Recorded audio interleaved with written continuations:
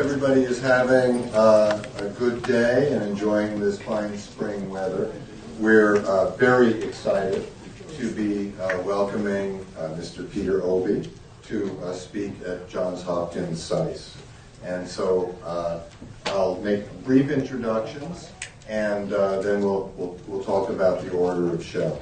I'm Peter Lewis. I'm the Vice Dean for Faculty at Johns Hopkins SAIS. For many years, I was director of the African Studies program, and I'm currently part of the faculty cluster with other colleagues who I see in the audience for African Studies, and it's a very strong and accomplished cohort. Lerna Deese, who is our current faculty lead for African Studies, is also with us. Oh, I see. Well, we have, there's a little asymmetry here, but we got the Nigerian. We've been struggling with that, and we want to make sure that at least there's symbolic. We're glad to have a strong representation of the Nigerian flag, and normally we would have the U.S. and D.C. as well, but somehow our protocol office didn't get the message. But this is not a problem. Our speaker today and our very welcome guest is Peter Gregory Obey, a son of Onitsha and Anambra State. He went to school at various places in Nigeria, in Onitsha, at the University of Nigeria in Nsukka, which I always have to tell this story. When I was a postgraduate student for my first time in Nigeria some years back, and I was just traveling the country, meeting people, being introduced to folks in Lagos, and so forth. And I was new to Nigeria, and people would introduce me to a person, and I would say, well, this person really is, sharp and sophisticated, and they know the academic literature. Sometimes we had an academic conversation and so forth. And I would think, where did they go to school? Did they go to Oxford? Did they, go to Harvard? Did they go to Berkeley? It was always University of Nigeria. That was always the and then before too long, I had the opportunity to go to Nigeria, go to Nsukka rather. And you'll understand why I'm saying this. I looked at it and I said, this is a dump. The facilities were absolutely bare bones. Electricity, water, state of the buildings, and so forth. This was obviously considerably post-Civil War also. And when I compared it to Ibadan, when I compared it to Lagos, the facilities, the physical facilities, were in no way comparable. And yet the quality of mind and the quality of training and the academic accomplishments that were coming out of that institution were extraordinary. So it's doubly strong tribute, if you will, to what Nsukka accomplishes, and to this day. Peter Obey continued with his education at Lagos Business School. He did programs and certificates of various sorts at Harvard, at LSE, at Columbia Business School, the Kellogg School of Management at Northwestern, and Oxford and Cambridge. So he has been a continuous learner and has had a continuous process of professional and educational development. And this led him initially to the private sector, where he rose to become chairman of Fidelity Bank, also chairman of the Securities and Exchange Commission in Nigeria, and he held a distinguished leadership role in the private sector, and then moved in the Fourth Republic into party politics, affiliating with a variety of parties, the All Progressive Grand Alliance most notably, some affiliation with the NPN, and currently a Labour Party candidate. He served as governor of Anambra State from 2006 to 2014, winning election twice. And if you look at the Wikipedia entry, which tells some of the back and forth and to and fro, you'll see that there were a lot of headwinds during that governorship in terms of challenges, court cases, being out of office, being back in office. And I tell this story, or I underscore it, because again, it shows something about perseverance, about a fealty to the rule of law, about a willingness to fight in the face of perhaps unjust or unmerited challenges or usurpations of power. And as we know, the story ended well, and he came out on top and served 2 terms as governor of Anambra, including at one point vice chairman of the Nigerian Governors Forum.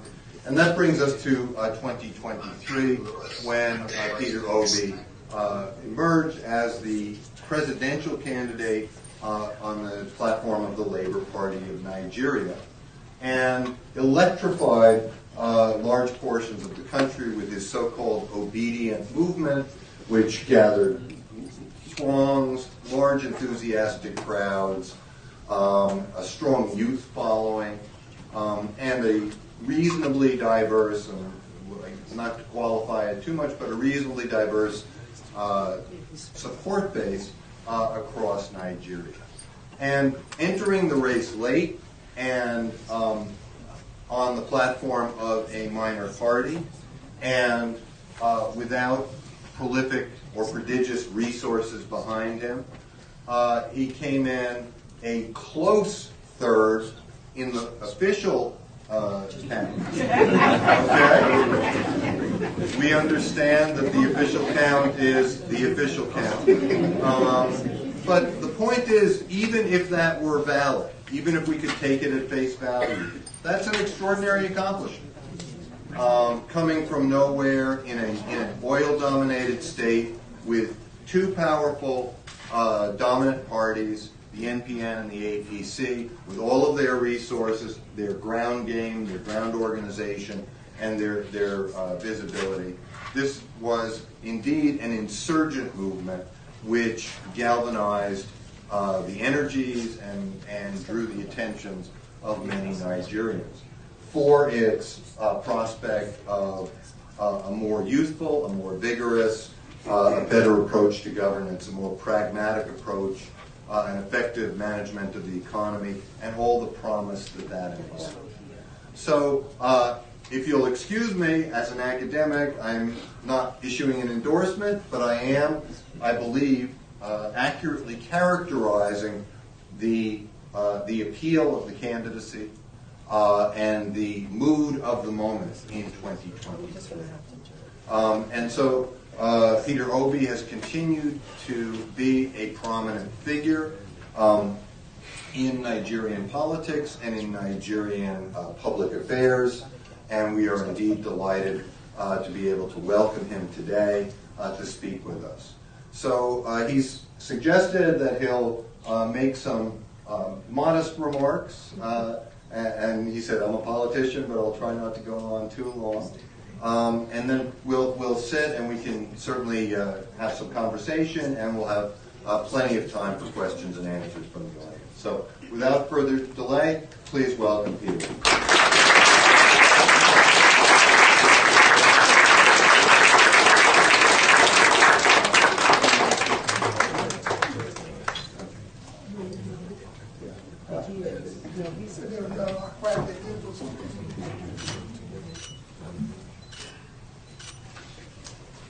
Where do I start?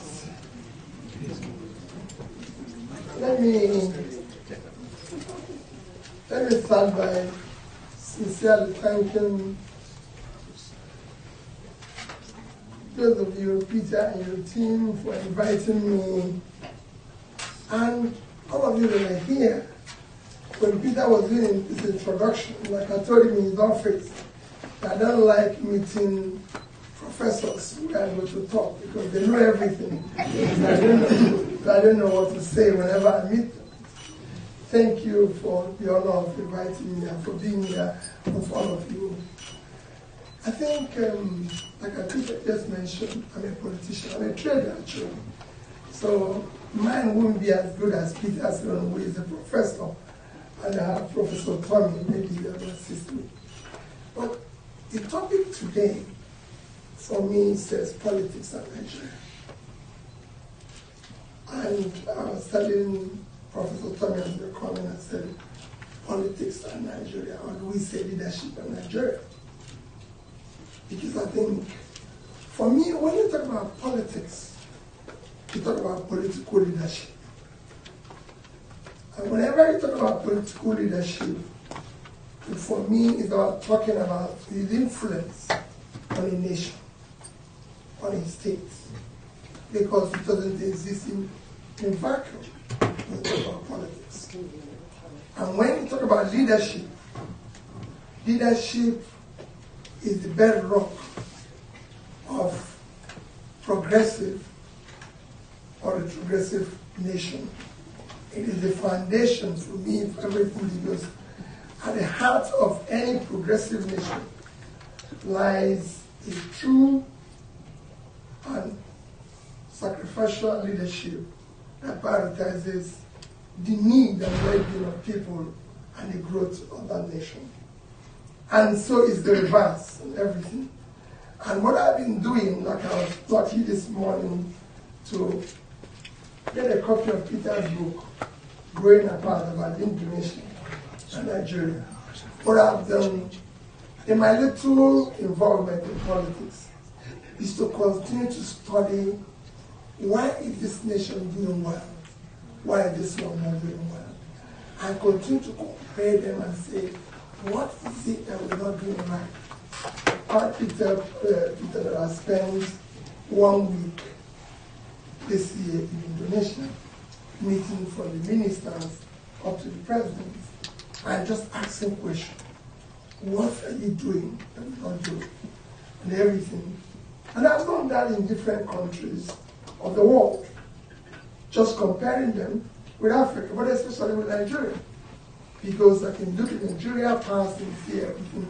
And that's all I'm going to be able to talk about a little time I have before we enter into being learning from you, because the job of a leader is to be a good listener and learner.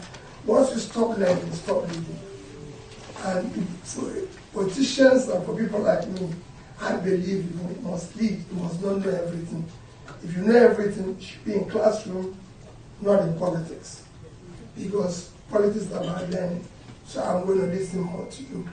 But when I look at the places I've been and incomparable states or nations with Nigeria, because I know all people who are here in the United States, but I'm sorry, I always say, don't ever compare Nigeria and US. If you're doing it, you're doing the wrong thing. We have, because there's no need comparing somebody who is in the Premier League in football with the third division. It was everybody's time. We want to compare. We have comparable nations you can use to compare us. And that is why I'm in love with Peter's book, Growing Apart, because it's about Indonesia and Nigeria. And for our conversation this morning, I added other countries of the world. I added China. I know people will say, oh, China is still. No. I added China because even today, if you compare China and US in terms of per capita and everything, it's miles away. But we were there with China before. And I added Vietnam, that came out of the war and everything. And if you choose these 4 nations, why did I choose them? Because they also have large population as us. The least among the 3 is Vietnam, with over 100 million. And then you have Indonesia with 283 million. And then, of course, Nigeria with over 200 million. And China with over 1.4 billion. And to compare this, I always look over a period of 35 years. 1990. Somebody asked me yesterday, why did you choose 1990? I said, well, if I go to 1970s, they say, oh, we just came out of war. If I go to the 80s, they say it's just 10 years. But I want to go to 1990, so 20 years clear after the Civil War. And that year was the year when they're starting what we now use to measure development. Because today, if you want to take up development, of any nation, the number one measure of development is Human Development Index. That is the number one measure. And that is, of course, graded low, medium, high, and very high. And of course, everybody knows the tenets of that, the ingredients or tenets of that measure: education, life expectancy, and per capita income.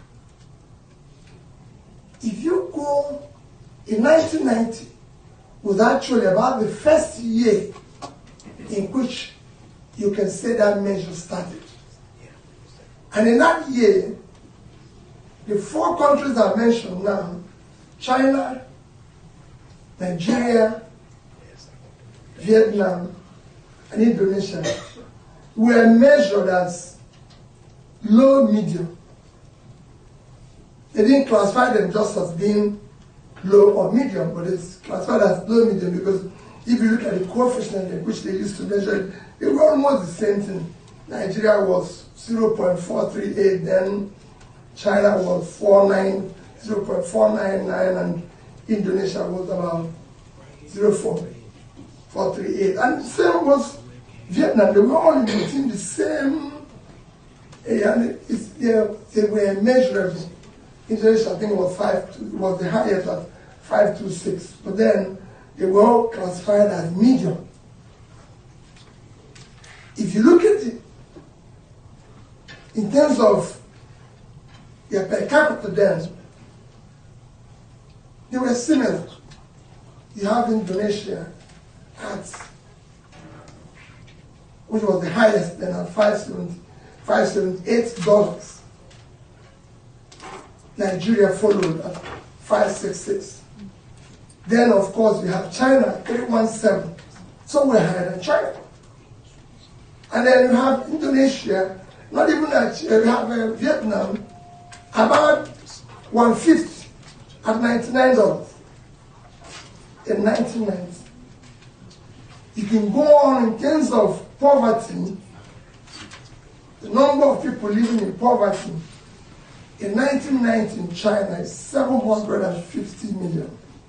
Nigeria is 50 million. So they have 15 times the number living in poverty. Indonesia was about 85 million. Vietnam was 60 million. About 90% of Vietnamese live in poverty in 1990. And you can go on in other areas that you can use to measure. You find out that we are doing very well. Then, just look at 35 years after. In 2024, 35 years after, in terms of HDI measurements, Nigeria remained low. Indonesia have moved to high, Vietnam have moved to high, China have moved to high.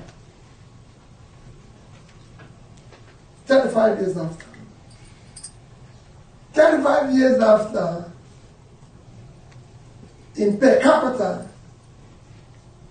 China that was below us is now about $13,000. Of course, Indonesia had moved from 578 to about 5,000. Vietnam from 99 to about 4,700. And we're at 1,000. So China that was below us is now about 13 times where we are. Indonesia, Vietnam that was 1/5 is now almost 5 times. So is Indonesia. In terms of pulling people out of poverty, China from 750 million, 15 times our own position of 50 million. We now have more people living in poverty than China. So we have gone from being 1/15 to now surpassing that. In fact, we now have more people living in poverty than these three countries put together. And then you ask yourself, what went wrong? What did we? So then my question is, how did this happen that somebody who had 750 million people living in poverty now have only 50 million, 55 million, and we have increased where we surpassed them? How did these nations, what did they do? Well, they invested in all critical areas of development. They invested in education. If you look at their literacy rate today, they are above 90, three of them. We are still hovering around 50%. They invested in health, and they invested in pulling people out of the poverty through consistent economic policies that were pursued vigorously. They fought corruption. You go there and improve the laws in even what you can call intangible assets of insecurity, dealing with security issues, dealing with law and order, ensuring that there's more to do with it in terms of industrialization, productive and everything. So you look at it, what are they doing today to stabilize the economy? Nigeria, with over 200 million people, we barely make 10% of Vietnamese exports, or Indonesia. I don't want to go to China when it comes to export. I'm just talking about these two. We barely make 10% of what they do. And you look at it like I was in Indonesia. We have all it takes and everything. And you can see we have become one of the hungriest countries of the world today. We're 109 of about 128 countries that measured. And today, we have over 65% of our arable land all cultivated, because it's not a productive country. Everybody is waiting for one month to go there. Nobody wants to be productive. And there's so many things, like I said in the Commonwealth meeting about 2 weeks ago, I was in Bangladesh. Bangladesh lives on 148,000 square kilometers of land. Nigeria is 923,000 square kilometers. So Nigeria is over six times Bangladesh in terms of land space. And if you consider that Bangladesh is at 167 million people, and we're about 200 million people. So there's more space than everything. But Bangladesh produces 57 to 60 million tons of rice. Nigeria does not produce 10% of that. It is that bad. The only export that makes meaning to us today is oil, which we're even stealing. That's the only thing we have. So Nigeria can make money, huge amount of money from agricultural export and products. Our biggest state, see me say this every day, is Niger State. 76.3 thousand square kilometers of land, fertile land. It doesn't feed itself, it doesn't do anything. It waits for whatever is going to be shared every month. when a tiny place like Netherlands has 3,000 square kilometers, so Niger State is 2.5 times the size of Netherlands. They did exports in 2022 of agricultural products, $122 billion. That is 3 times what we earn from oil. Because we're not productive. We have a place like Borno State where we have Sambisa Forest, giving us all the problem of insecurity. Sambisa Forest area is about 60,000 square kilometers. That is 3 times the size of Israel. At 22,000 multiplied 366 plus 60 is comparable. But it's become a problem for us when it's an agricultural field that can be used. And you can see this everywhere. I've been to Morocco and drove from Casablanca to Tangier Port. On both sides, it's all agricultural product. And I drew the same drive in Nigeria. It's an empty land with people who are hungry because they don't want to work. So I can go on and on. When I did this study, I could see what is wrong. And this can be solved by leadership. What you are seeing in Nigeria and probably in Africa is cumulative effect of leadership failure over the years, where you've hired incompetent leaders without capacity, without compassion, commitment to do anything, and turn the whole place into a crime scene, where people are just stealing public resources without adding any value. Because even different if they're adding value and stealing some. When you're just stealing without adding any value. Place where they have become unproductive. Because you could see that there's nothing happening here. There's no value added, there's no manufacturing, there's nothing. Everything is just there. So how do we solve this? You need to change your leadership recruitment. We cannot go on the method where we recruit people today based on maybe I'm from this place, I'm from that place. Because yes, Nigeria, many tribes. They don't have more tribes than Indonesia. They don't have more tribes than Indonesia. And no tribe I've ever that I know that buys bread cheaper in Nigeria, or buy food cheaper, or get anything cheaper. People have been recruited in Nigeria based on religion. No religion buys bread cheaper. Because Indonesia is a country with the highest number of Muslims living in any nation. And I went with 2 Muslims. And I went around the whole country. And I asked them, did you see any Almajiri here? Did you see anybody begging here? No. Why? They invested in education.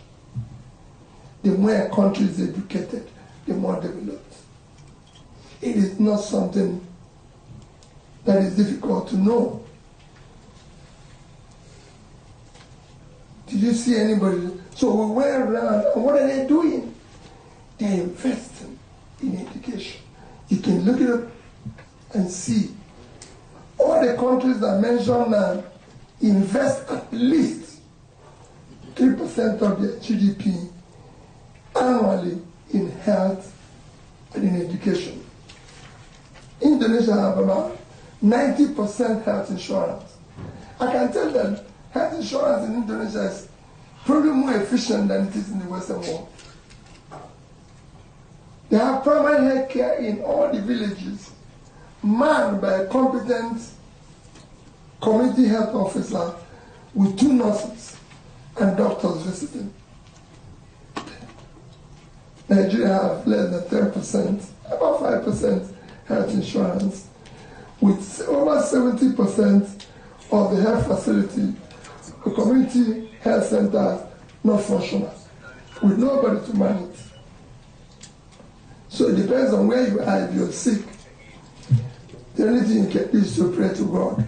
That's why there's more prayers than dealing with the reality. Because there's nowhere to go to. And that is the crisis we face as an issue. But because the process has been hijacked by, I won't say bandits, but something near that, you hardly can take it back without the people understanding that they have a role to play in this in order for us to take it back. For our children, for all of us, and everything. So, for me, like I said, it's just to give you an idea of my own little contribution in my experience of traveling around and saying that the problem is leadership. All of us, I'm a leader myself. Some of us are involved. I'm not trying to blame A or B or C and everything. I'm just saying that we can see it. I've been part of it, and I've been an entrepreneur who started business from scratch. I've been in the corporate world in Nigeria, and I've been in the public space. So I know that what is lacking is visionary leadership that can focus and prioritize on doing what is right, ensuring the country is secure. Then nobody tell the country can be secure. Non-state actors cannot take over a state unless there's corruption. Same applies on the rule of law. These are intangible assets. Rule of law actually contributes more to GDP of the Western world than any other thing. And this is not sophisticated. It's something that we can do. So that's my conversation. I remember telling Gabe yesterday that I left Nigeria on Tuesday to Rome. And then, of course, quickly went to, as a Christian and a Catholic, went to pay my respects to our Holy Father, in Rome yesterday. I haven't been opportune to meet him for 3 times, and a member of his educational council. And then immediately ran to the airport, caught a flight to New York, and then from New York arrived here midnight yesterday. And when I met Gabe, I said, "Gabe, what am I going to tell them? You could have found a professor to do the lecture and listen." So mine is just to tell you what my experience is, and then listen to you and learn, because you have great ideas. You live in the first world, and I'm living in the third world. Now maybe there's any clarification, maybe I'll go back for it. So I just learn from you what it takes to bring a better world. But I think, above all, leadership. Thank you, and God bless you.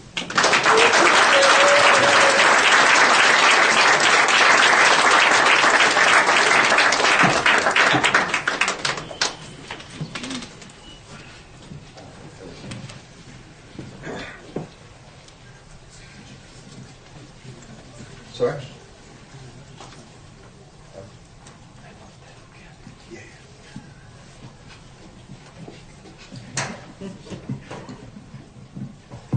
Okay, I think you can hear me. Thank you. That was a wonderful set of remarks, very provocative, very intriguing, obviously based on your own experience.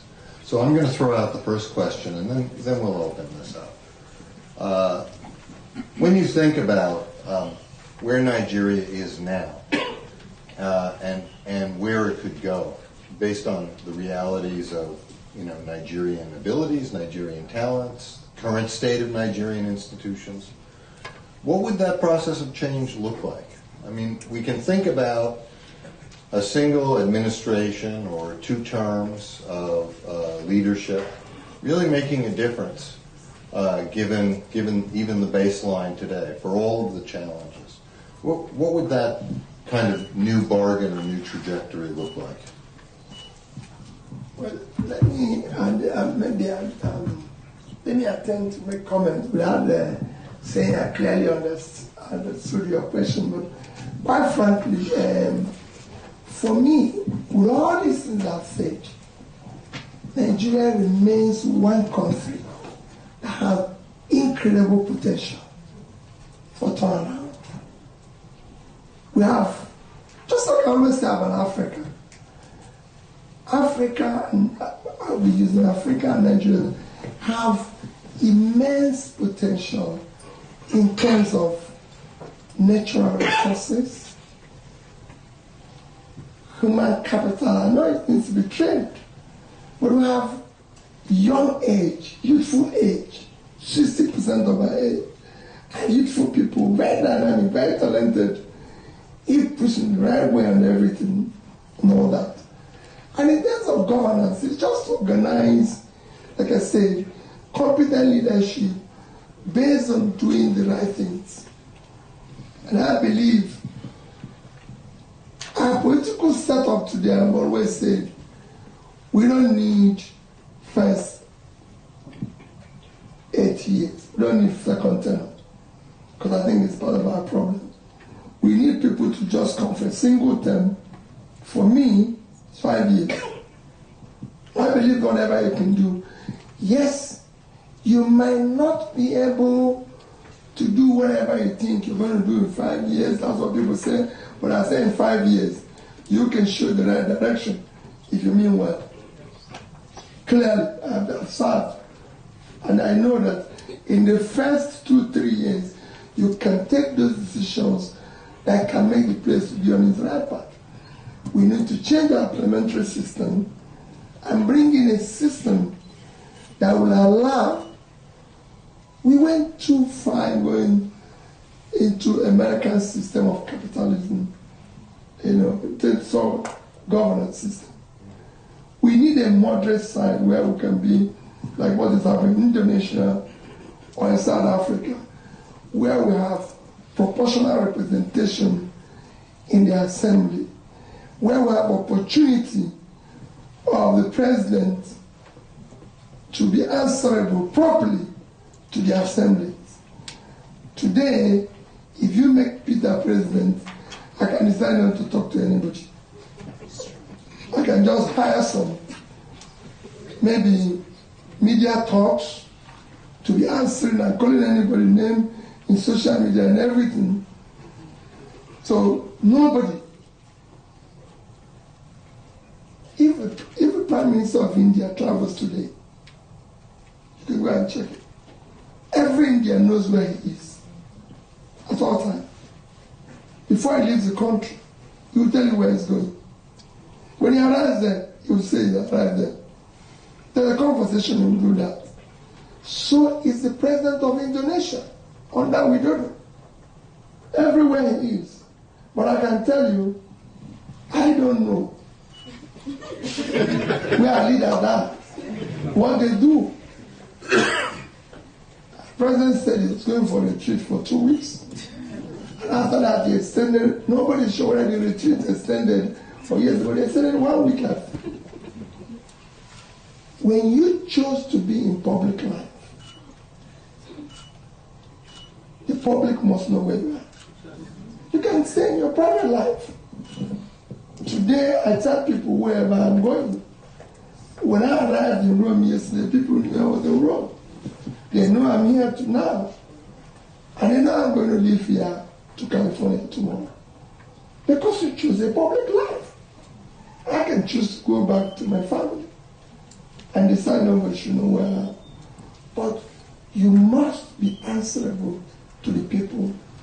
That's why we need to change some of our political trajectory to have it properly.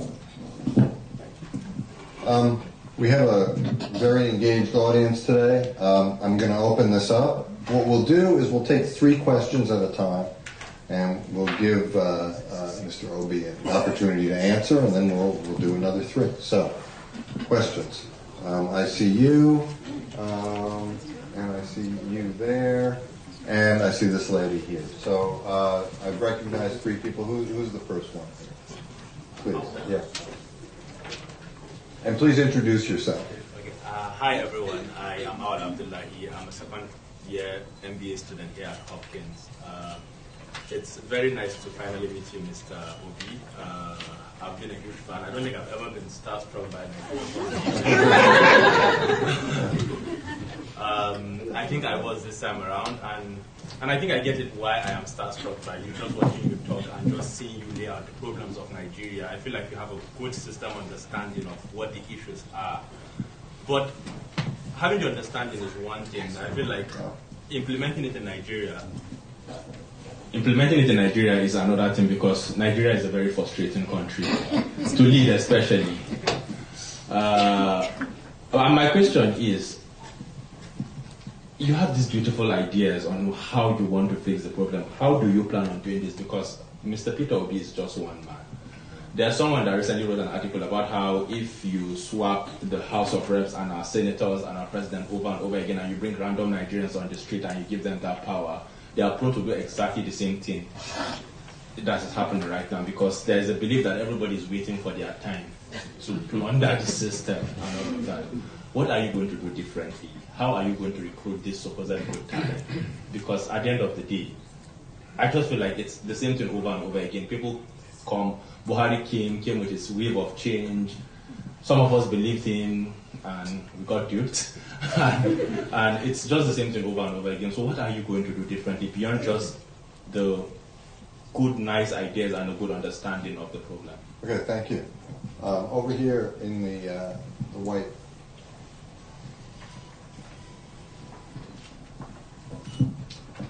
Hello, my name is Tochi Wu. I'm from Boston, Massachusetts, by way of Imo State. My question is, you keep talking about the system, Nigeria, and obviously the problems in Africa. I think the best thing for our country is to have a constitutional rewrite. I think that we need to put our destiny in our own hands and not the hands of anyone else. So I'm asking you, are you suggesting that we should rewrite our constitution to fix our system, or how can we effectively fix our system in Nigeria? Great, thank you. Effectively fix our system in Nigeria, and should we rewrite our constitution? Yeah, should we rewrite the constitution and have a system? And then over here.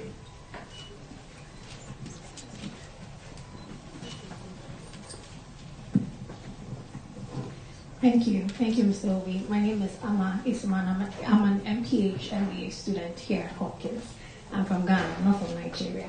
But I came here because we're all looking for a message of hope. And we heard a lot about you during the last election in Nigeria. And one of the critical things we heard about you is that you're a man of integrity. My question is very similar to Awal's question. One man of integrity may not be able to change the system alone. How have you built a critical mass of people who believe the things that you believe and are willing to put in the work to build a country? And I'm asking this because, like me and other young people who know it will soon be our turn to lead our countries, what can we learn from your journey in finding those people and creating the army that's going to make that change? Thank you. Thank you. Okay. So Admirably clear and concise and brief questions. Thank you, please. okay. Thank you. You know, I've been asked this question very often. How will one person change the system? I can tell you, one person can change the system, even in America here.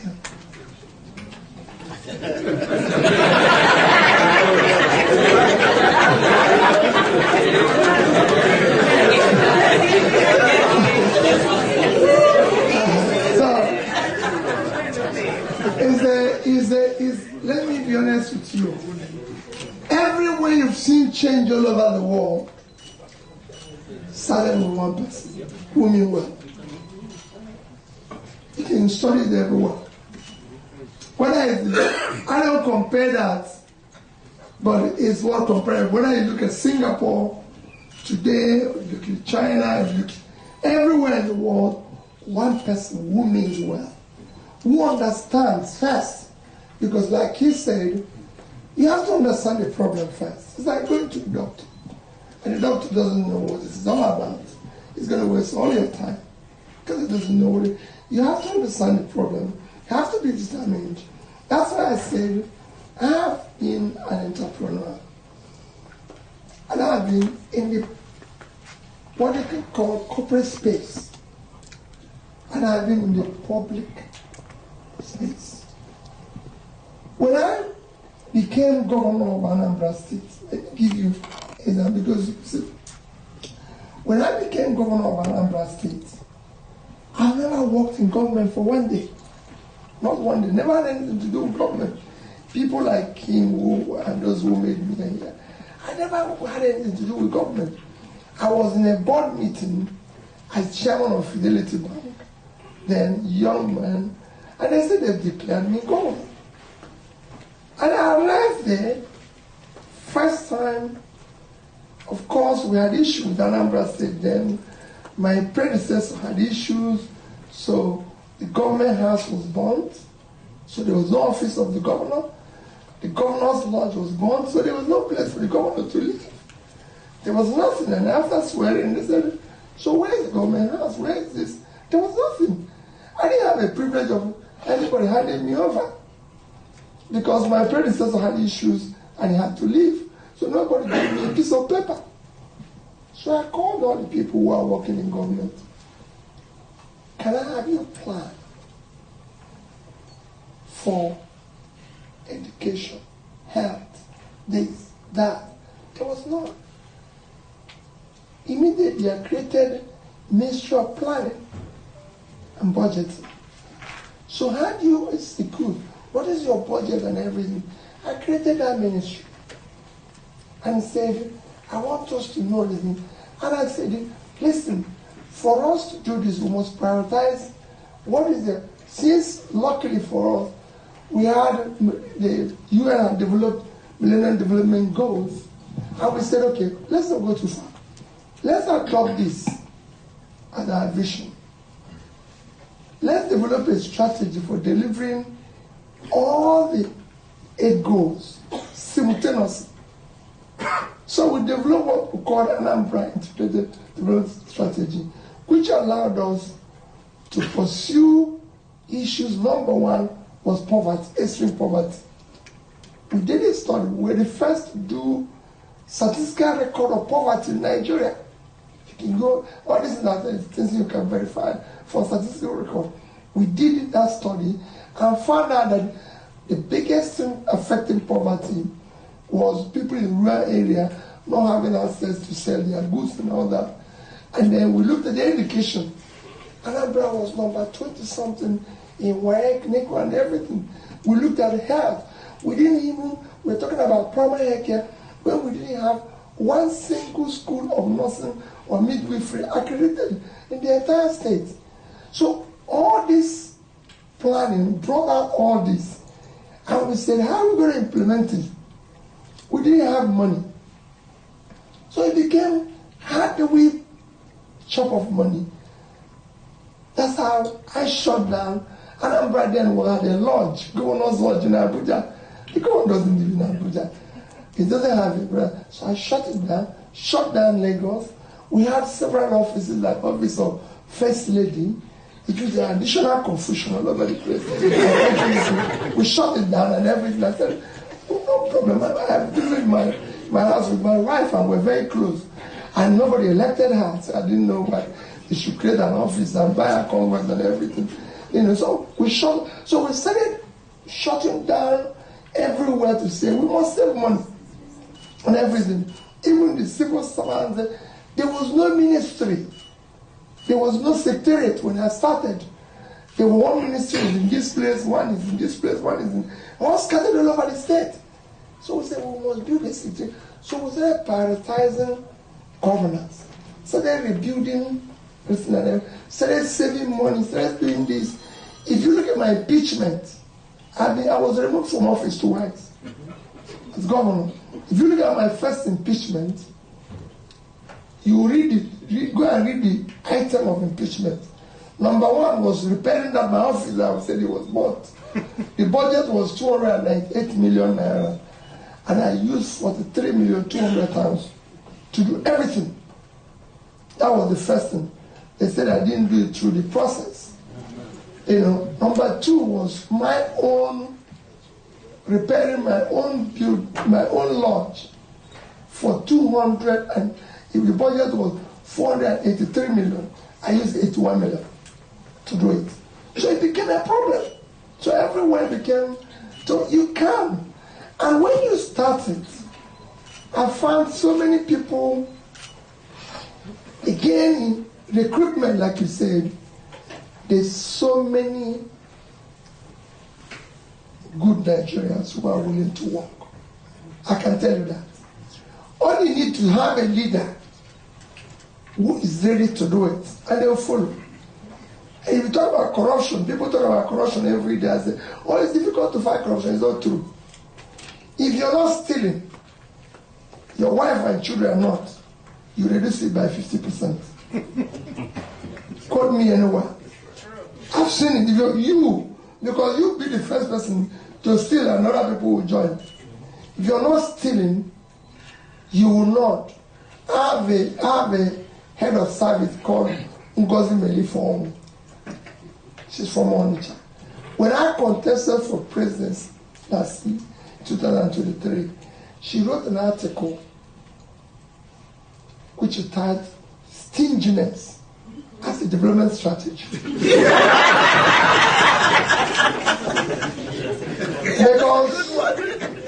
Because when I came, every day she comes to my office, crying and crying, and said, Peter, every civil servant is unhappy.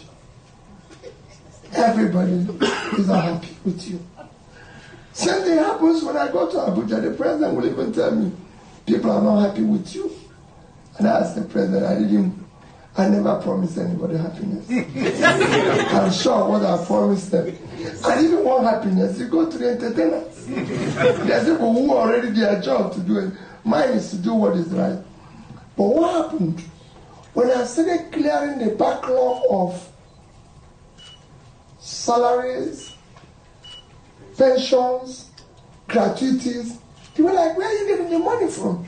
I said, it was the money that used to waste here and there and everything that I would have saved. And we're paying this because we're owing people.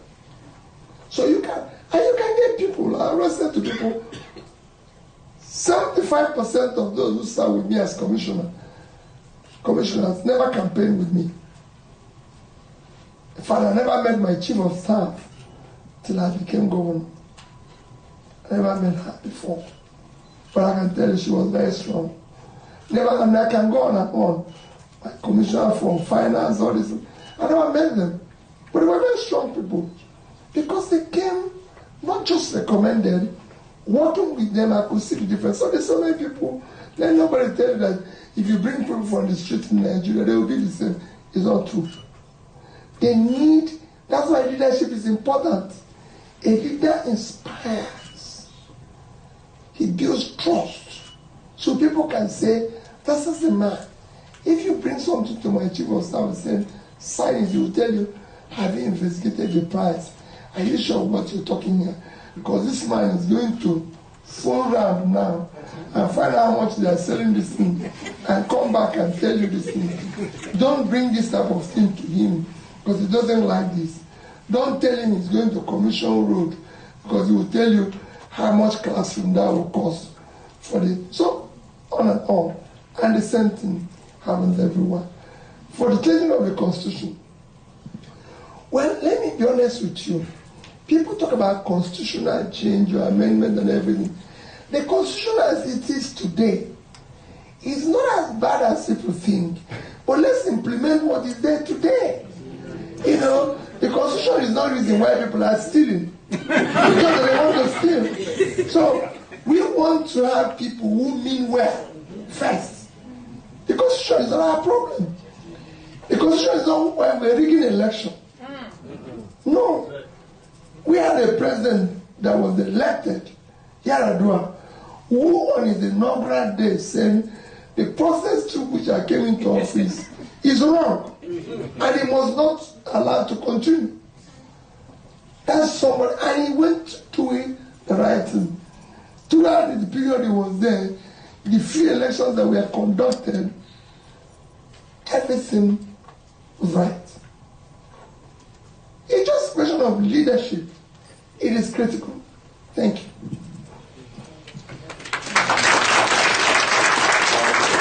I see somebody back there, and then this lady here, and then over here too. Okay?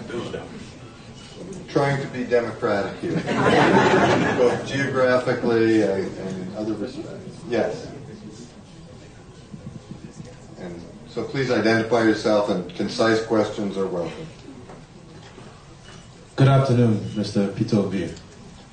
My name is Chidubel. I hail from Ahiazo, Mbise, Imo State, Nigeria. My question for you is, how can a country like Nigeria reclaim sovereignty and economic control from foreign powers like Russia, China, other European countries who finance infrastructure or engage in proxy influence, then impose long-term and exploitive financial and political obligations upon Nigeria? Thank you. There was one here. Oh, over here, yeah. And then I see this one guy. Hello, good afternoon, everyone. My name is Adia Kelly. I graduated from SAIS last year, and I'm from a small country that rivals Nigeria. We are just 33 people in the country, Ghana. Yeah, so every time leaders meet and talk about Africa, we hear them talk about GDP and comparing ourselves to places like China, Indonesia, and Vietnam. But I never really hear them talk about the intersection of culture and development. Because these countries we keep comparing ourselves to are countries that have held forth their culture and value system very well. Africa now is trying to be globalized in a way that, sorry, we kind of want to speak like an American and behave like, say, a Chinese person and all of that. But what are you doing as a leader to ensure that we still uphold those value systems that we had, those family systems we had, and how will that influence development in the future? Thank you. Thank you. And then over here, I think we used to be on the aisle, yeah. The lady on the aisle, yes. We'll get the other gentleman. Thank you very much. Yeah. My name is Ezine Asor. I'm a final year MBA student at Johns Hopkins. I'm really excited to meet you. In fact, I was telling my colleagues that when you were campaigning for president, I was like, if Peter Obi does not win, I'm going to study. I am glad that you're here today. You're my motivation to come get a higher education. My question goes in line with, Africa, Nigeria in particular, has a very young and rich youth population. And I don't see so much of the youth playing much in politics and, being a part of the development of our country, probably because of the way the system has been shaped. So what's your plan to incorporate young people? We have a lot of smart talent here. In healthcare, I know a lot of people here in Hopkins are more like healthcare affiliated. But how do you think that young people can participate in Nigerian politics and also do our own parts? And my second question would be, what's your message of hope for someone like me who has a dream for Nigeria, but every time I look back, I'm like, can I go back? I want to do something. So what's that message of hope for someone like me who wants to or seeks to play in Nigerian politics or healthcare system in the future? Thank you. Thank you. Thank you very much. Well, let me start with you who talked about the issues of foreign powers. And one person who has always maintained, I don't think the issue of foreign powers when it comes to leadership, it doesn't need schools. Nobody can come and take what belongs to you or come to your house and steal if you're awake. We are doing the right things. Why are they not stealing from Asia? Why is our own different? Because there's a collusion with our own people. I come here very often. It will surprise you. No, people ask me about buying a house in America. Why would I own a house in America? I'm not an American, and I don't live here. So it is our own people who have decided to be part of that, and then they get a helping hand. Nigerians living in the UK, in the US, UK or Russia, do they do what is wrong here and not get punished? No. So why would somebody come to your country and do the same thing and get away with it? It is because our people are colluding with them. If you don't, they won't do it. I was governor for 8 years, and I can tell you, no foreigner, nobody did anything. In fact, at the time, like I always tell people, today I hear people say, oh, you want to award this contract. I said, no, I was awarding the contracts to our people. Whether you say it didn't work or it doesn't matter. Somewhere we'll get it right. Let's keep doing that. I always use Innocent to tell them, when Innocent started his vehicle factory, I laid the foundation, and he came to tell me it's completed. I called the president to come and commission it. And I asked him, what are you doing? He said he was only doing passenger cars. Like, can you do buses for schools? He said, yes. I said, I'm ordering you 500 buses. Can you do vehicles for security? He said, yes. I ordered 300. Can you do SUVs for traditional glass? He said, yes. I said, I'm ordering 200. So I ordered 1,000 vehicles. And guess what? When I came back and told both the schools, traditional glass and everybody, they said, no, that is wrong. Now nobody has tested his vehicle. Do I know whether the brakes are working? Do I know in case the people die, in case the children, kill school children, this and I say, well, listen, we will use it. Let those who will remain after those who die, but it's this vehicle is what we are going to buy. And I paid him for the 500, for the 1,000 vehicle, 1 year upfront. Say, you do this factory here. We're going to use your vehicles. If anybody dies using them, well, God help. God has saved his soul. But this vehicle, till today, none have had accidents. And I've been there for over 10 years.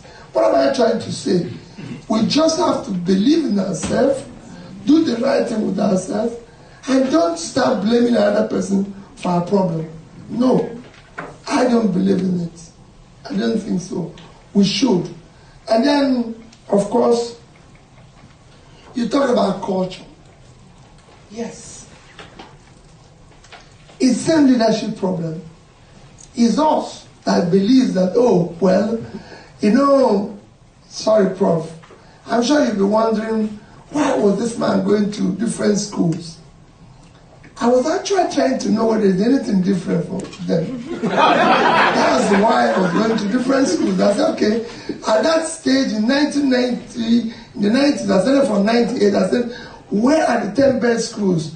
They listed them, Harvard, London School of Economics, Oxford, Cambridge. I said, okay, I'm going to go to all of them. Let me see whether they have two brains. Or there's something different. And Prof, there's nothing different. So the other one is their choice. The same thing goes with the cultures and everything. We have so many places. I ask myself, there's so many good places to go to Ghana for holidays, for example. Experience their culture. There's so many places to go in Nigeria. But guess what happens today? And Nigeria said it's going to holidays, is going to Dubai. Going to, you know, where there's actually no place of interest except hotel. And it's going to Qatar. It's going to New York. I mean, is there any place of interest in New York with the confusion there? But they go to holidays there. But we have lovely, good sites in Ghana, in Nigeria. Again, you need to make it attractive by making sure it's secured. Because nobody will pay his money to go for where he will lose his life or be kidnapped. So these are things we still have to do in Africa to make it work. I'm sure if we do the right thing, people will come to us. Because we're more competitive. That drives into me. My sister was talking about the youth. We have one of the most talented youth. Very, very ambitious, entrepreneurial and everything. But they need encouragement. It's leadership. Today, I used to tell them that people like Steve Jobs, Bill Gates, everybody, were able to progress here because people saw what they were doing and gave them loan, gave them support, invested in them. In Nigeria, I can tell you as a young entrepreneur, you'll never get loan from anyone. Because if you go to the bank, the only loan you can get is when you bring buildings from your father, your mother, and everything. So all these things there's no encouragement. Even the system is against you. It is a place where even regulatory authorities, taxman, everything can allow me to go free while chasing the poor people on the street. Even police will stop you when you're poor to make sure that even whatever is left of you is taken away. So all these things are things we need to change. I keep saying leadership. If you have the proper leadership, when I was governor, I noticed something happened. In the morning I drive because I go to my office early in the morning, and I see children just queuing up to pass to go to school. And you see my own drivers who will come. They know these are kids. Just 1 minute they'll cross. In fact, if they try to cross, the way they will. So I said, no. Can you wait a minute? Driver, this could be your kids. Mine is not there, but yours, I'm sure, is one of these people. What makes it difficult for us to stop for 1 minute for these children to pass? Do you know, at some time, they were stopping for everybody? Because they now know you can stop for people to pass. Because we see an old woman waiting to, and they will just, everything. They now know, I stopped them. When I started, we had this motorcycle rider. So anyway, I didn't know what they were, the value they were adding until the vehicle, their motorcycle spoiled. And they went for repair, and they gave me the bill. So I said, okay, they should come and actually tell me why we need it.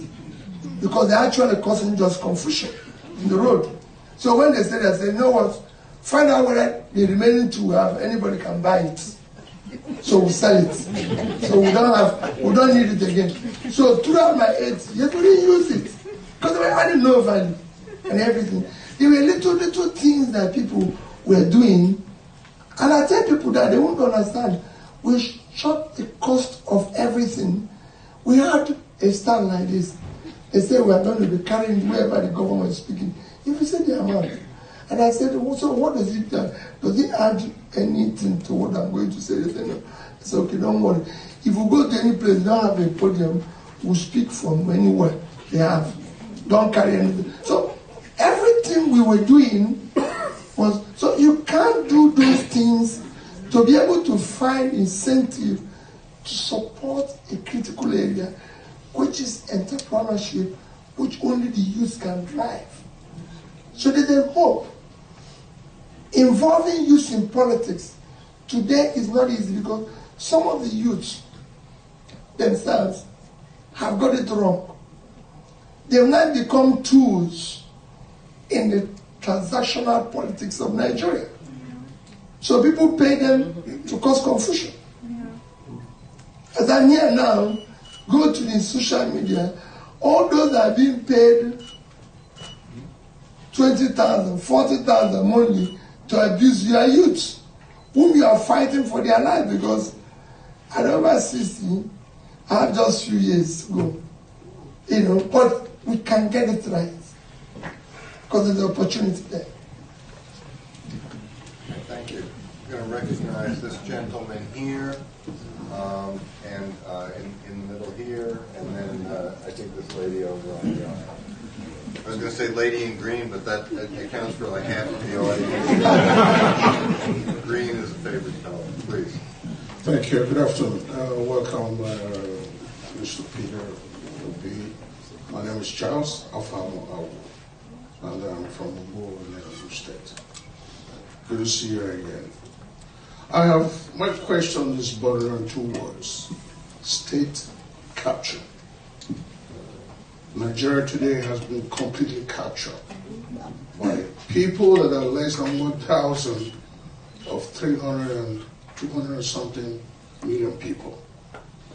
They have captured INEC, Independence Commission. They have captured the army. They have captured the police. They have captured DSS. Every single security apparatus in Nigeria has been captured by these few individuals that are less than 1,000, controlling the whole country. You can't get them out. You can't vote. The vote won't count. They commit crimes. The police cannot charge them. They have captured the judiciary. So where's the hope? Where's the hope going to come from? So my question is this, and maybe, I don't know, if you have the answers. How do we approach these people? Get them out? Thank you. Thank you.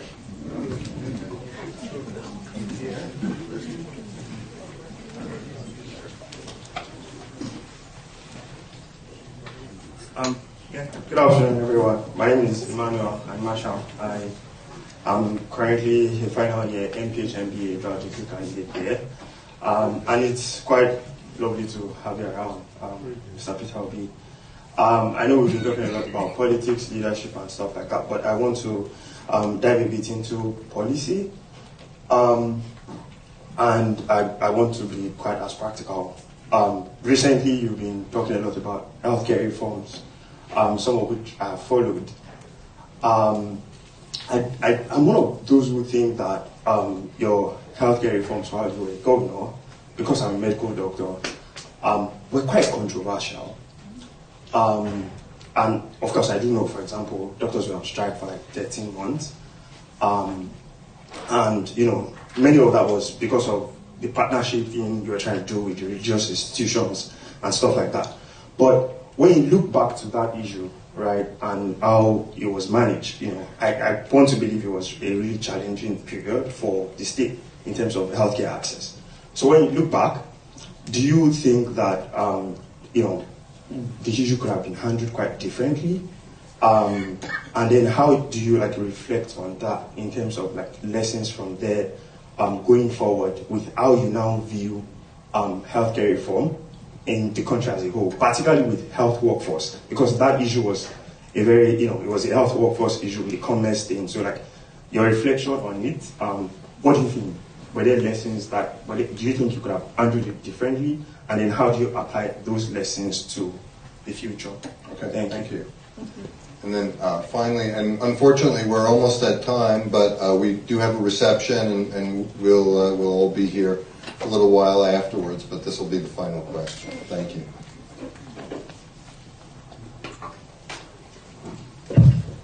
Thank you, Your Excellency. My name is Henrietta Igomoria. I'm an alumni of SAIS and a Nigerian. My question is, to Your Excellency, how do you think we can make democracy work for Nigeria, considering the fact that many of these countries that we've used as examples are actually communist countries, where a lot of policy and decision-making is centralized at the highest level? And for a country like Nigeria, having so many interests to balance, especially things like federal character and all of that, is that an impediment to our development and our growth?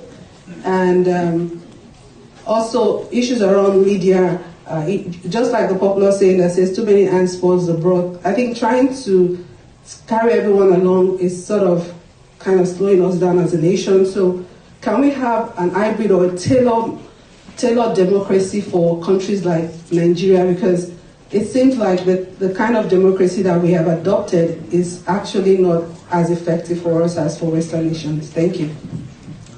Okay, thank you. Let me start with the issue of state capture. There have been state capture all over the world. It's not peculiar to Nigeria. What is peculiar to Nigeria is the refusal of the people to resist it. Is the refusal of the people to resist it. I was the first governor to go to court and stay for 3 years to become a governor. I was impeached the same month with 2 other governors. They left the country. I went and challenged the rascality in court. I said, no, it's wrong. And I gone back. I was the first governor to change the electoral date. Because I stayed 3 years before becoming governor, when they did the election in my state, I said, no, my tenure is not over. The Constitution says 4 years. And the same thing is what I've been doing since. Whether it's in 2023 or in anything, it's just saying, we're wrong. We cannot continue this way. We must try something else. So what we need to do is for Nigerians to say, we want things to go rightly. We voted culture. We voted tribe. We voted religion. Let's vote competence. Let's try that one and see whether it will work. That's what has been happening everywhere. We can get ordinary people. We don't need sophisticated. Look at what is happening in India with Modi. He's somebody who started his life as an entrepreneur in a small village and got up. Look at what we know they did in Indonesia and everything. So there's this to learn. I believe in learning and comparing ourselves every day. And that brings me even to what our sister said earlier about our culture. You just need to learn. I'm not comparing us with America. I said it when I was doing my delivery. I said, no. I'm looking at other comparable countries that were better off a few years ago. And now look at where they are. And we're still trapped in the process of the past and complain of state capture. People in INEC are human beings. People in the state police, everything is human beings. If we go to that electoral place and say, this election must count, they will count it. Quote me anywhere. They will count it there. And we can disagree and say, no, we didn't vote for you. We can. But what happens? Suddenly, somebody that is not voted for, who did not receive our vote, suddenly comes out and starts running around all over the place because we have developed a culture of celebrating promptings. And it's not running around. He wants to come here, everybody assembles us, even Nigerians there who will say, no, we don't want to meet him. He comes there as His Excellency. How can a chief be excellent? We know how he came and everything. So we can go on and everything. Even with what they do with terms of coming here, buying houses and everything. Somebody you know that doesn't have money yesterday to buy a house is coming here to buy. It's Nigerians that are introducing him to where he buys the house. And they are complaining. No, why did you call police and say this man has come? So we should do the right thing. If one of us get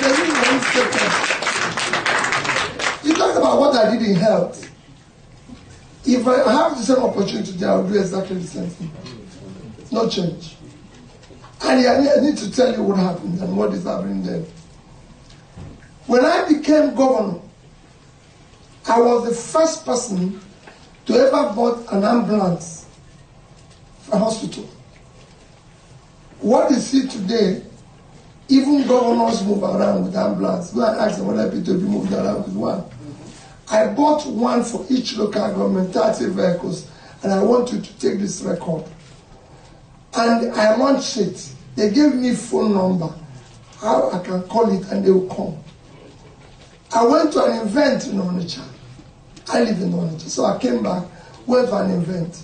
A traditional ruler, I'm going to call it now, traditional ruler of a community called Anazian. His wife was very sick, actually. His wife had died in the house. He left where I was with him in a gathering and said, I'm running home. My wife is sick. When that event finished about 10:30 p.m. in the evening, I told him I'm not going to talk, I'm going to that man's house. And that man was just seated with me and said his wife is sick. So I cannot go. That's not good. My people say we must go. I said, no, I'm going there. I got there. I met a doctor who actually told me the man is gone. The man didn't know. So I said, I'm going to take the man to the hospital.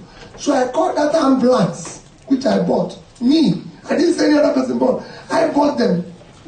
I called them. That with that number they gave me, which we used to do the test that day. I called them. When we did the launching, supposed to react in 15 minutes. I called them, sitting down there for 1 hour. I didn't see any. They didn't even call back. Me, the governor, not ordinary people. Me who launched it, didn't see any. I waited for another time. I didn't see any. I called a hospital called the Boromir Hospital. In 15 minutes, the ambulance was there. And we carried the woman into the ambulance. I told the traditional ruler not to follow me because I know what's going on. He said, let me go. He said, no, you go on. I said, no, I'm not going anywhere. I'm going to go to the hospital myself. And I did. I went there myself. Of course, the doctors told me, he sent in the doctor in the house of sage and everything. I said, okay, let's just try whatever we can do and all that. We were there till about 2-3 a.m. By the time they certified everything, took out to motion. Nobody called. They didn't call, but that ambulance, I don't call back. Oh. I got the next day and I told the commissioner, please, we're investing in the wrong place. We didn't have school of nursing. We are talking about going to have school of nursing. When I know that growing up, they were told that in my primary school, the first midwife in Nigeria was produced by a place they call Iyenu. The first midwife. They still have school of nursing and midwife. That is not accredited. They have one in a place they call Waterside. They have one in a place they call St. Joseph's, others, schools of nursing and midwife. They have one in a place they call, let me remember his name, A Lady of Lost in Ihala. So there's a lot of them owned by the missionaries that were not accredited. And I said to the commissioner, we've done a wrong investment. Let's go and partner with these people. Because what we took to the public hospitals and everything were not being used. They were being diverted to private. So let's go and support these people who are doing the right thing. And we want to invest in them. Go to Anambra State today, whichever state you are from. Anambra have the best of hospitals. Let me tell you, Iyenu is not a teaching hospital by the university. Boromir is not a teaching hospital being used by a university. So these were places we went to invest. We have more schools of nursing than any other state in Federal Republic of Nigeria. These are open things you can go and verify. Because of that, we partnered with places like Diocese of Amici, the Anglican Communion. They built a school of nursing from scratch that is doing very well now. And all that and all that. Because we chose that we can't go this way. It happened to us in the school. I put money in school in my first year. In WAEC, we're number 26, Oyo was number, I think we were 25, Oyo was 26. The next year, I told the commission, we're putting money wrongly. Let's return this school to the owners, the church. So it's not only they were strike, the schools were shut down equally. They said they won't go to school again until I leave. It was President Jonathan's intervention that made them open this. They came and said, oh, the teachers are on strike and everything. And when the federal government set up a panel to look into it, I was there. I said, we hired you as a teacher. And we're paying you as a teacher. But we return school to this person who is the owner. What is your own? Your contract is teaching. You go and teach because it's not the new owner of school. Why wouldn't you teach with them? They say, oh, now they're this. Supposing they don't want them. I said, then you're not teaching well. They don't want you. Because we are looking for teachers. One of the schools we had issue with, we took in a school. The church went and brought the references, I think from Ireland. He came. He said, even to me, governor, he said, I won't have one student outside boarding school. There are 1,800 students. And I said, sister, how you? He said, all of them must live with me here. And everything. 3 months after, the teachers are quarreling with her. They say, oh, she comes to the class when you're teaching to supervise. He comes to stay in the gate. He comes to... I said, what type of thing is this? You're a teacher. The principal is supervising you. So once we finish this, when we're eating, I come and show you what the sister wrote me just 2 months ago about how well the school is doing. He said, God help you, started all this. I told him, I said, if you don't want to teach in that school, come with us, all of you, to our schools in different villages. Because the woman told me, said, these are traders, they don't want to teach, they don't know what they're teaching. So, go by, after 3 years, 2011, 12, and 13, we're number 1 in the entire country. So when you want to get things right, people say they're going on strike. Striking for what? It is just all those hospitals, all the ambulances we bought, go to EN, go there, you see, donated by P2B. Because what happened? They are still using it. That one we bought, that nowhere can have. I've never seen the trace of it in my life. So you cannot allow that. If people don't want to work, we deal with people who want to work. Health is health. It doesn't matter when you're sick. They can take you to the missionary one. They can take you to the public one. Same thing with teachers. When we started buying computer for secondary schools, when we started trying to buy vehicles, generators for school, they said, oh, this one is private school. This one, I said, we don't have private children here. Our children are going to those schools. So we must buy computer for everybody. Go to HP. Anambra, maybe today, have bought the highest number of laptops, desktop for all the schools. We are the first state to put internet in all our schools. You can go, if you Google Microsoft and say the relationship with us started Microsoft 2013 under P2B. Because we said no, we have to, and we didn't bother which one is private. If you have private and it's working, like I told you in Amich, we had to give the bishop money, it was so hard working. Ikako, to start School of Nursing from scratch. Go there is one of the best school of nursing in the entire country. So if we see somebody who wants to utilize money well, we'll give the person. Why put it in a place where no, it's not going to work? That's the problem of Nigeria.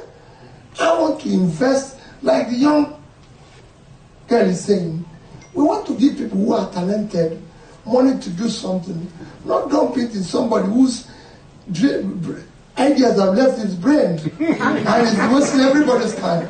No. So it is not about, we didn't want.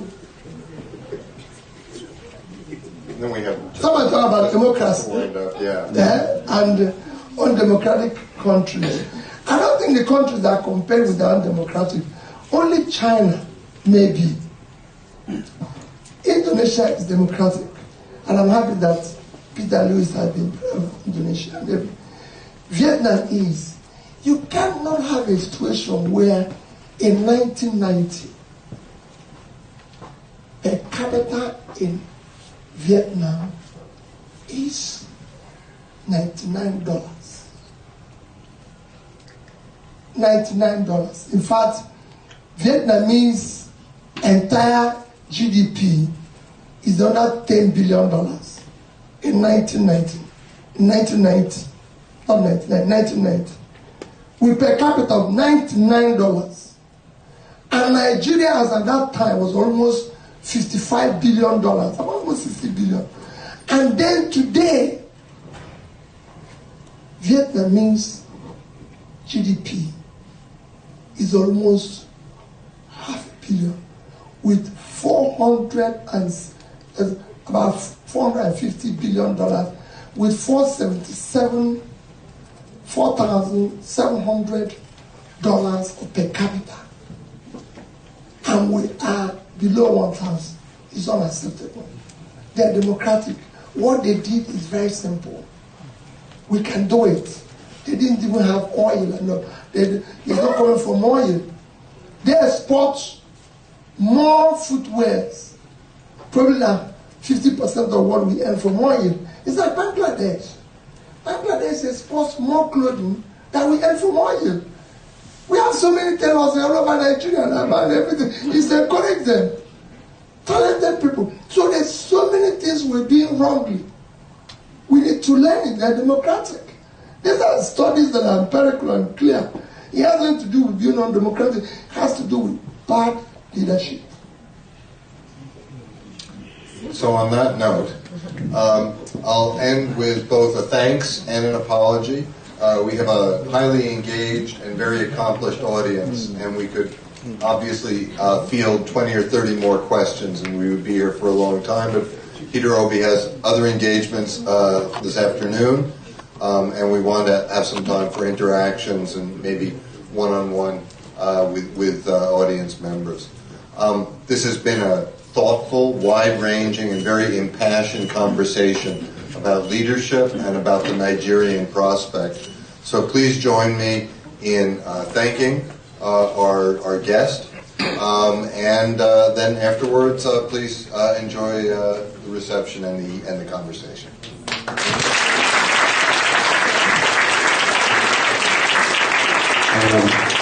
Thank you very much, every person.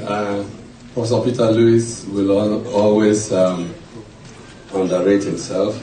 This whole thing is about Professor Peter Lewis. We can't thank you enough. He was my professor.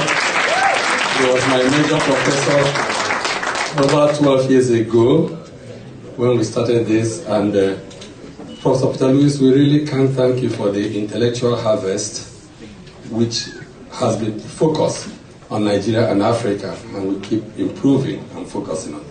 And I think our very good friend, I find it difficult to address him. There was a time he came to chair an occasion for me in Abia State, and he said, "Any day you call me, Your Excellency, I'll stop talking to you."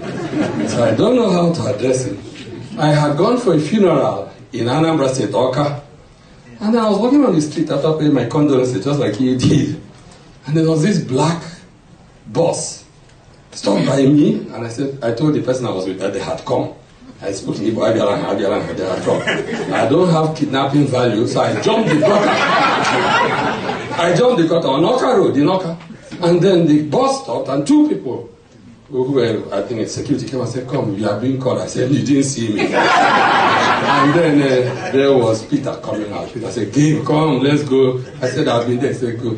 I was walking the streets of Oka. Come and see the tumultuous crowd following and cheering Okute. And I said, I've never seen any person who is so sure, loved by his people. So, Mr. P2B, on behalf of the faculty through Professor Peter Lewis and the students, my colleagues, MIPP here, we want to thank you so very much too. Professor Pato Tommy, Chief Tony Okeke and his wife Rebecca, Dr. C.Y.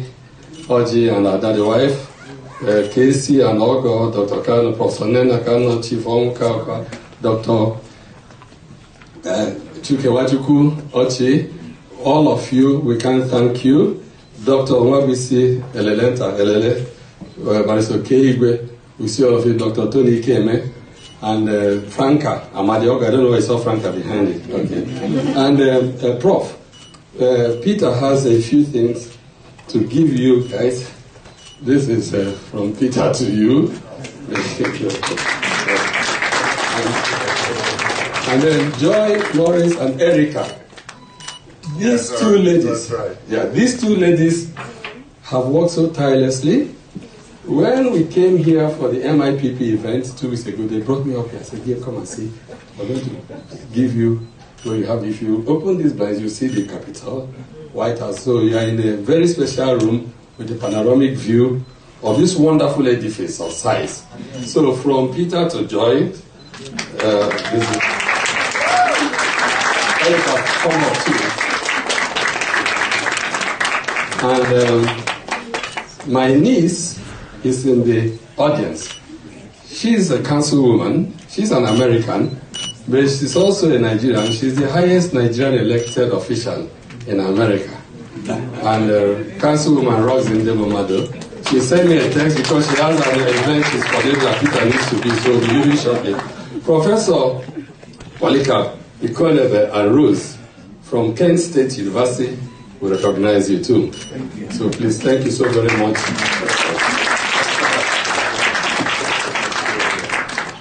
Okay, enjoy.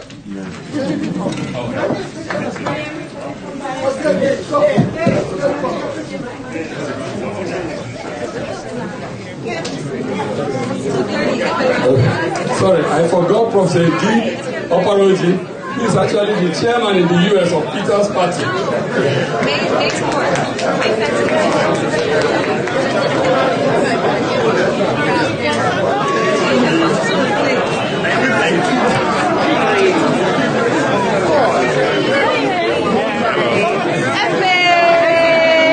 Look at you working. No, they wouldn't leave.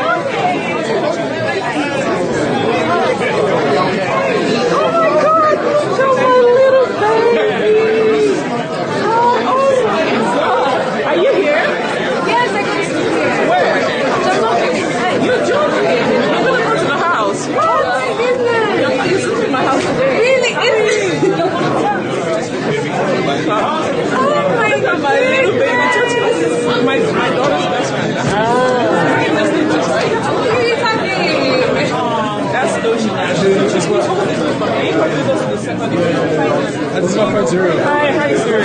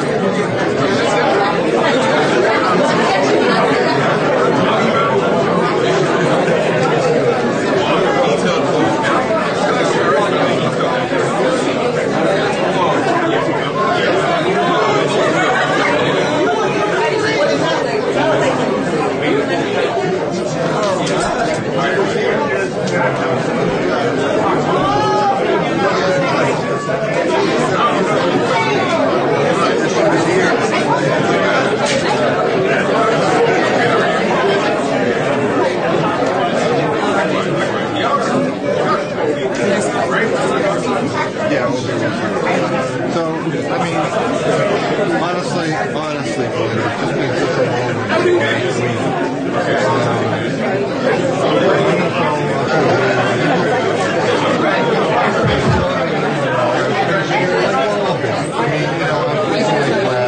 Hi everyone. Hello. Hi. Just 1 second, please. I know everybody wants to take pictures. Excuse me. Hi.